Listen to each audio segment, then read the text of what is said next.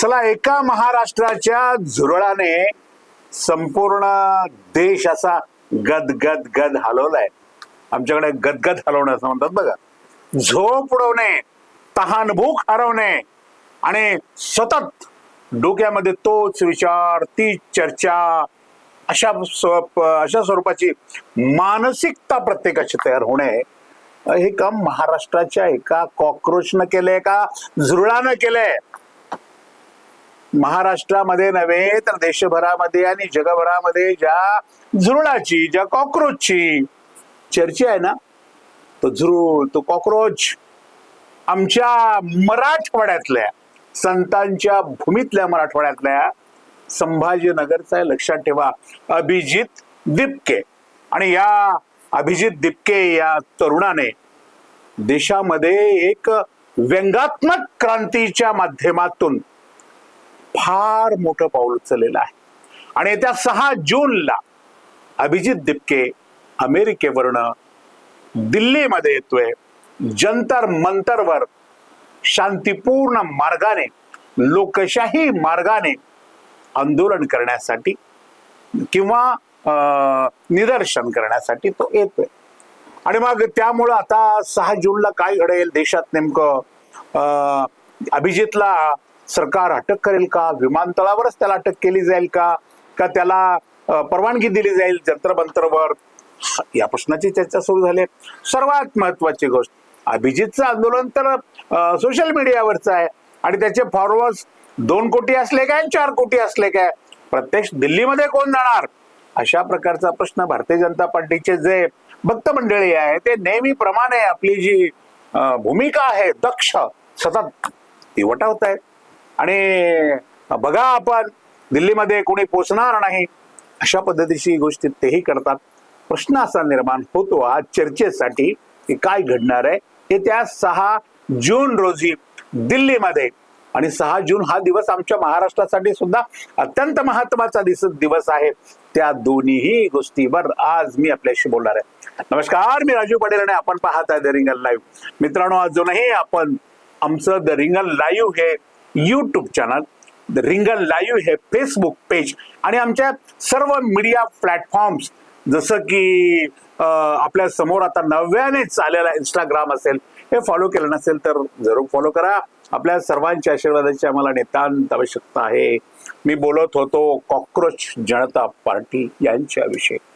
बघा ना मित्र, सर्वोच्च न्यायालयाचे न्यायमूर्ती सन्माननीय आदरणीय सूर्यकांत यांनी 15 मे रोजी एक स्टेटमेंट केलं होतं आणि त्या स्टेटमेंटचा परिणाम एवढा मोठा झाला की जगभरामधले 17 ते 35 वयोगटातले जवळपास 240 कोटीपेक्षा कमी अधिक फिगरमध्ये एका विचारामध्ये बांधले गेले, किमान ते सोशल मीडियामध्ये तरी मानले गेले. एक फार मोठी क्रांती आहे आणि तेही केवळ अत्यंत थोड्या दिवसामध्ये, 8-10 दिवसामध्ये हा सगळा प्रकार आपल्याला बघायला मिळाला.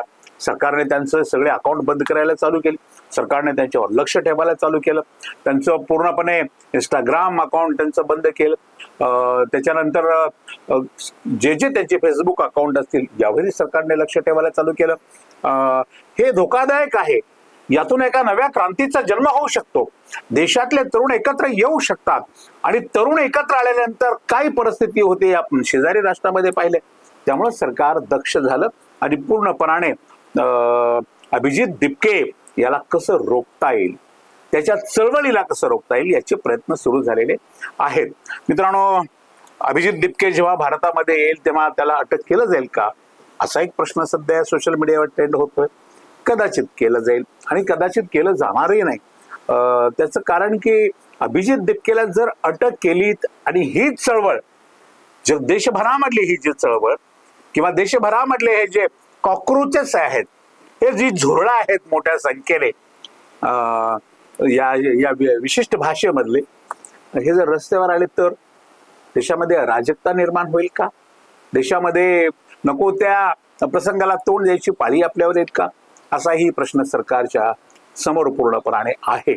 आणि त्यामुळं 6 जून हा भारतासाठी अत्यंत महत्वाचा दिवस आहे. विरोधी पक्ष नेत्यांना तर असं वाटतं की 6 जून रोजी अभिजित दिपकेला अटक केलं जाईल आणि कदाचित देशामध्ये आणीबाणी सुद्धा लागू केली जाईल, अशा पद्धतीचे स्टेटमेंट काही विरोधी पक्षाचे नेते मंडळी देत आहेत. मला वाटत नाही आणीबाणी इतकी परिस्थिती सरकारवर आली असेल.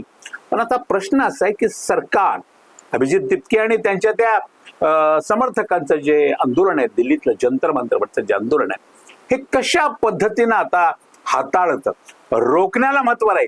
आतापर्यंत सरकारने हेच केलेलं आहे.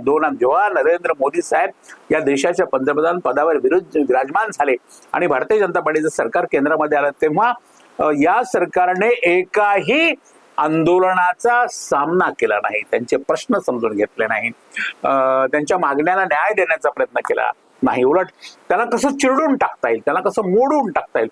शेतकऱ्याचे आंदोलन आपण सर्वांनी, ऐतिहासिक आंदोलन सर्वांनी पाहिलंय की रस्त्यावर खिळे ठोकणे इथपर्यंत हे सरकार आपलं काम करून शेतकऱ्याला दिल्लीमध्ये प्रवेश करण्यापासून रोखू शकतं. त्यामुळे आता या आंदोलनाकडे तर सरकार सकारात्मक दृष्टिकोनातून पाहिल का?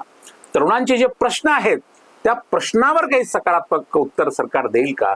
किंवा या कॉक्रोच जनता पार्टीची जी प्रमुख मागणी आहे, नीटच्या परीक्षेमध्ये पेपर फुटीमध्ये 22 लाख तरुणांचं नुकसान करणाऱ्या केंद्रीय शिक्षण मंत्र्याला त्याचा तातडीनं राजीनामा घ्यावा, त्याला मंत्रिमंडळातून बडतर्फ करावा, अशी जी मागणी पुढे येते, ते तातडीनं केंद्रीय शिक्षण मंत्र्याला बडतर्फ केलं जाणार आहे का? हा एक महत्वाचा मुद्दा पुढे येतोय. आणि मग नेहमीप्रमाणे जर हे आंदोलन हाताळण्याचा प्रयत्न केंद्र सरकारने केला, हे आंदोलन चिरडण्याचा प्रयत्न केला, तर देशामध्ये पूर्णपणे अराजकता निर्माण होण्याची शक्यता असते. हे तरुण, हे युवा रक्त आहे, चैतन्याचा सळसळता आविष्कार आहे, आणि यांनी एकदा ठरवलं, त्यांचा जर मूड फिरला तर ते मग कोणाचंच ऐकत नाहीत, अशी परिस्थिती असते. अशी निर्माण होऊ नये. खरं म्हणजे देशाच्या सरकारने अभिजित दिपके यांच्याशी संपर्क करून त्यांच्या सर्व मागण्या समजून घेण्याचा प्रयत्न केला पाहिजे. तातडीने विमानतळावर त्यांना अटक करण्यापेक्षा विमानतळावरून त्यांना थेट बैठकीचं निमंत्रण दिलं पाहिजे, त्यांना सन्मानपूर्वक त्या बैठकीमध्ये बोलवलं पाहिजे, त्यांच्या बाकी मंडळीला बोलवलं पाहिजे आणि त्यांना विचारलं पाहिजे की सांगा आपले प्रश्न काय, आपल्या नेमक्या मागण्या काय आहेत, आपलं नेमकं दुःख काय आहे, यावर आम्ही अशा पद्धतीनं मार्ग काढतो. आपण 1 बैठक करू, 2 करू, 4 करू आणि एकत्र येऊन या देशातल्या तरुणांच्या प्रश्नासाठी हे सरकार सुद्धा पुढे येऊन काम करेल, अशा प्रकारचं आश्वासन अभिजित दिपके यांना देऊन आंदोलनाची जी धार आहे ही कमी करेल का? हाही एक महत्वाचा प्रश्न आहे. कारण हे संघटन किंवा ही जी पार्टी आहे ती आळशी आणि बेरोजगार युवकांची पार्टी आहे, असं त्यांचं टॅगलाईन आहे. आता जी आळशी असतात, जे बेरोजगार, आळशी आहेत आणि बेरोजगारी आहे, मग आता आळशी आणि बेरोजगार अशा वृत्तीचे जर सगळे लोक एकत्र आले, सगळे तरुण एकत्र आले, तर ही गोष्ट दिल्लीला झेपणार आहे का, असा एक मोठा प्रश्न निर्माण होऊ शकतो. महाराष्ट्रामध्ये मराठा आंदोलन सरकारनं पाहिलेलं आहे.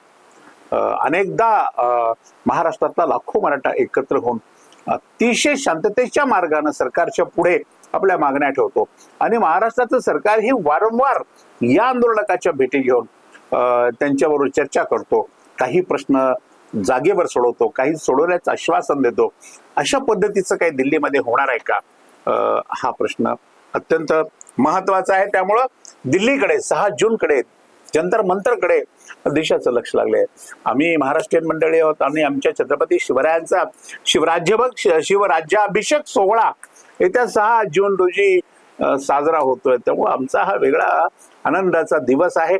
आम्ही आमच्या शिवरायांना, आम्ही आमच्या छत्रपतींना 6 जून रोजी नेहमीप्रमाणे अत्यंत हृदयापासून प्रेमपूर्वक छत्रपती शिवरायांचा जय जयकार महाराष्ट्रामध्ये करणार आहे. महाराष्ट्राच्या मराठी माणसांसाठी हा दिवस अत्यंत महत्वाचा आहे. त्यामुळं हा दिवस देशभरामध्ये सुद्धा चांगल्या पद्धतीने साजरा व्हावा. या आपल्या छत्रपती शिवरायांच्या राज्याभिषेक दिनाचा हा दिवस महत्वाचा दिवस आहे आणि त्यामुळं हा दिवस देशभरामध्ये या दिवसाला कसल्याही पद्धतीचं गालबोट लागू नये, दिल्लीत लागू नये, दिल्लीच्या आसपास कुठे लागू नये किंवा कुठल्याही राज्यामध्ये ते लागू नये अशी आमची महाराष्ट्रीयन नागरिकांची किंवा मराठी माणसांची इच्छा आहे. मला वाटतं मोदी साहेब, गृहमंत्री अमित शहा साहेब निश्चितपणे यावर सकारात्मक पद्धतीनं मार्ग काढण्याचा प्रयत्न करतील असा विश्वास वाटतो. लोकशाहीमध्ये कुठल्याही गोष्टीला चिरडून टाकण्याची भाषा अत्यंत चुकीची असते, मोडून टाकण्याची भाषा अत्यंत चुकीची असते. परंतु भारतीय जनता पार्टीच्या सरकारकडे सुसंवाद, संवाद, प्रेम या सगळ्या गोष्टीचा अभावच आतापर्यंत दिसत आलेला आहे. आणि त्यामुळं काय करतील ही सगळी भारतीय जनता पार्टीची मंडळी नेमकी, अशी शंका सुद्धा संपूर्ण देशाच्या मनामध्ये निर्माण झाली आहे. पण आपण विचार करा, एखादा व्यक्ती, एक सिंगल व्यक्ती एवढ्या मोठ्या सत्तेला, एवढ्या मोठ्या देशातल्या जगातल्या नंबर 1 चा पक्ष असलेल्या पक्षाच्या सरकारला हादरा देऊ शकतो, या सरकारची झोप उडवू शकतो, या सरकारमध्ये सहभागी मंत्र्यांची झोप उडवू शकतो, संपूर्ण पक्षाची, पार्टीची झोप उडवू शकतो. एवढी ताकद एखाद्याच्या विचारामध्ये, एखाद्याच्या काय म्हणतो आपण त्याला, संघटनामध्ये किंवा संघटन शक्तीमध्ये, संघटन शक्तीसाठी आयोजित करण्यात आलेल्या सगळ्या ज्या स्किल्स आहेत त्यामध्ये असू शकते.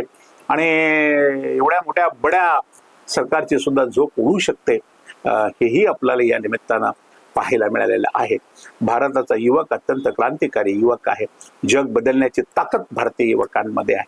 भारताच्या युवा शक्तीचा योग्य वापर करून घेणं, त्यांच्या शक्तीला विधायक वळण देणं, त्यांच्या शक्तीचा देशाच्या प्रगतीसाठी वापर करून घेणं, त्यांच्या शक्तीला खऱ्या अर्थाने सन्मान देऊन ती शक्ती आपल्या देशाला कशी पुढे घेऊन जाईल यासाठी प्रयत्न करणं, या सगळ्या गोष्टी सरकारच्या असतात. आणि सरकारने या पद्धतीनेच विचार करण्याची आवश्यकता असते. परंतु भारतीय जनता पार्टीच्या सरकारच्या बाबतीत मात्र सर्वांच्या मनामध्ये प्रश्न आहे की हे सरकार अशा पद्धतीचा चांगला विचार करण्याच्या मनस्थितीत कधीच नसतं. भारतीय जनता पार्टीच्या डोक्यात नेहमी मोडून काढणे, तोडून देणे, पार्टी फोडणे, त्याला संपवणे, ईडी लावणे, CBI लावणे, खतम करणे, असल्या गोष्टीच या सरकारच्या आपल्याला पाहायला मिळाल्या आहेत. परंतु मित्रांनो, आपण या आपल्या मराठी माणसाचं, मराठवाड्यातल्या अभिजितचं कौतुक केलं पाहिजे. अभिजित, तुझ्या बुद्धीला निश्चितपणे सलाम आहे. काय भविष्यामध्ये काय घडायचं आपण ते पाहूया. परंतु तू देशामध्ये एक फार मोठी क्रांती या माध्यमानं करून दाखवलीस. मराठवाड्याचंही नाव तुझ्या नावाभोवती जोडलं गेलं. त्यामुळे आम्ही मराठवाड्याच्या मंडळीला सुद्धा वाटतं की आमच्या अभिजितनं एक क्रांती केलेली आहे. तुझा निश्चितच आम्हाला अभिमान आहे. तुझ्या विचाराचं, तुझ्या संघटन कौशल्याचं किंवा तुझ्या नेतृत्वाखाली आज देशभरातला जो 2 कोटीपेक्षा अधिक युवा शक्तीचा वर्ग एकत्र आलाय, ही शक्ती विधायक कार्यासाठी वापरण्याची सद्बुद्धी या सर्व तरुणांना आणि तुम्हा दोघांना आणि सरकारला, सर्वांनाच मिळावी अशी अपेक्षा आज आम्ही या भागामध्ये व्यक्त करतो. अशाच महत्वाच्या विषयावर रोकटोक भाषा ऐकण्यासाठी पाहत रहा रिंग लाईव्ह, आवाज महाराष्ट्राचा.